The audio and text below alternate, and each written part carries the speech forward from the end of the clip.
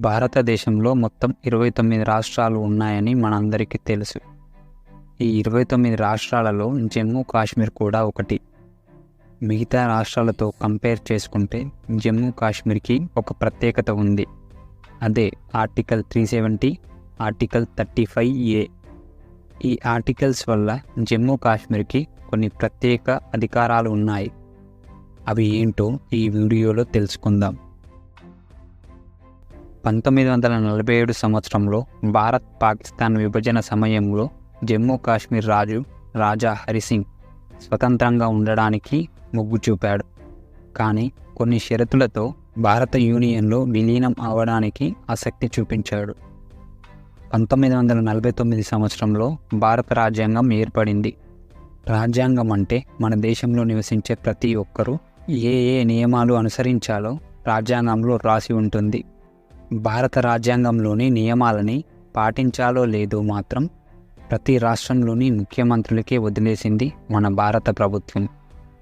రాజ్యాంగంలో ఉన్న నియమాలన్నింటినీ అన్ని రాష్ట్రాలు ఒప్పుకున్నాయి. కానీ ఒక జమ్మూ కాశ్మీర్ రాష్ట్రం మాత్రం భారత రాజ్యాంగానికి కట్టుబడి ఉండటానికి మాత్రం ఒప్పుకోలేదు. మా రాష్ట్రం భారత్తో కలిసి ఉండటానికి ఒప్పుకుంటాం, కానీ రాజ్యాంగంలోని నియమాలని మేము మా ప్రజలు ఒప్పుకోం.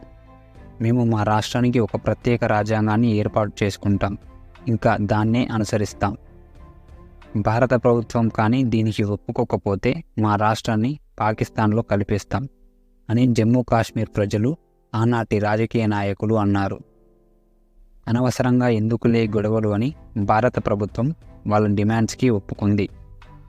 వారి స్వంతంగా రాజ్యాంగాన్ని రూపొందించుకోవడానికి భారత ప్రభుత్వం ఆ రాష్ట్రానికి ప్రత్యేక హోదా ఇచ్చింది. అందుకే జమ్మూ కాశ్మీర్కి ప్రత్యేకమైన రాజ్యాంగం ఉంది. మన దేశంలో ఉన్న అన్ని రాష్ట్రాలు భారత రాజ్యాంగాన్ని అనుసరిస్తే జమ్మూ కాశ్మీర్ మాత్రం వారు స్వంతంగా ఏర్పరచుకున్న రాజ్యాంగాన్ని మాత్రమే అనుసరిస్తుంది. ఈ రకంగా జమ్మూ కాశ్మీర్కి ప్రత్యేకమైన అధికారాలు ఇవ్వడానికి భారత రాజ్యాంగంలో 2 నియమాలు రాయడం జరిగింది. ఆ నియమాలే ఆర్టికల్ 370, ఆర్టికల్ 35A. ఈ ఆర్టికల్స్ వల్ల మిగతా రాష్ట్రాలతో పోల్చుకుంటే జమ్మూ కాశ్మీర్కి కొన్ని ప్రత్యేక హక్కులుంటాయి. అవి ఏంటంటే, వేరే రాష్ట్రాల్లో అయితే స్టేట్ గవర్నమెంట్ అనుమతి లేకుండానే సెంట్రల్ గవర్నమెంట్ ఆ రాష్ట్రంలో ఏ చట్టాన్నైనా అమలు చేయవచ్చు. కానీ జమ్మూ కాశ్మీర్ రాష్ట్రంలో కేంద్ర ప్రభుత్వం ఏదైనా ఒక కొత్త చట్టాన్ని అమలు చేయాలంటే ఆ రాష్ట్ర ప్రభుత్వం అనుమతి తీసుకోవాలి.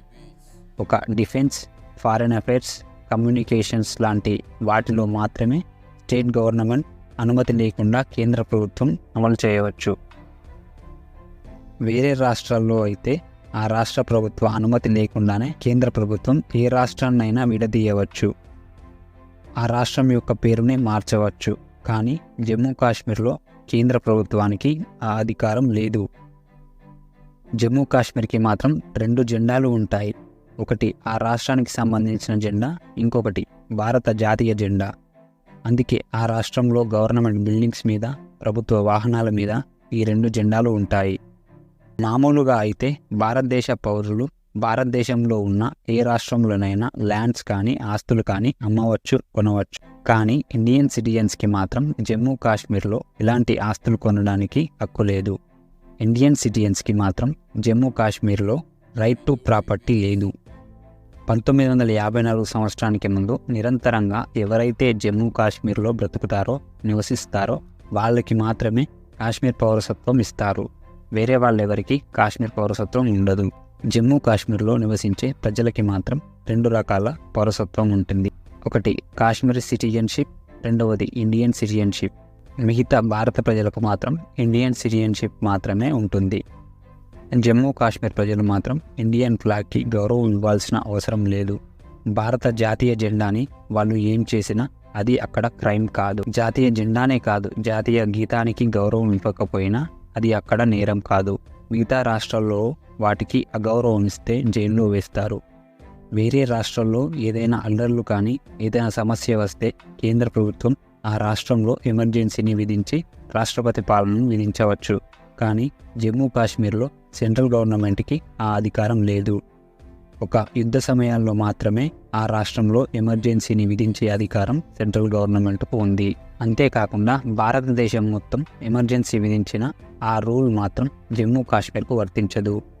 వేరే రాష్ట్రాల్లో అయితే ఒక రాష్ట్రం వాళ్ళు ఇంకో రాష్ట్రంలో ఉన్న ప్రభుత్వ ఉద్యోగాలకు అప్లై చేసుకునే అర్హత ఉంది. కాశ్మీర్ అమ్మాయి వేరే రాష్ట్రంలో అబ్బాయిని పెళ్లి చేసుకుంటే ఆ అమ్మాయికి కాశ్మీర్ పౌరసత్వం పోతుంది. ఒకవేళ కాశ్మీర్ అమ్మాయి పాకిస్తాన్ అబ్బాయిని మాత్రం పెళ్లి చేసుకుంటే ఆ అమ్మాయికి కాశ్మీర్ పౌరసత్వం అలానే ఉంటుంది. పాకిస్తాన్ అబ్బాయి కానీ కాశ్మీర్ అమ్మాయిని పెళ్లి చేసుకుంటే ఆ అబ్బాయికి భారత పౌరసత్వం వస్తుంది.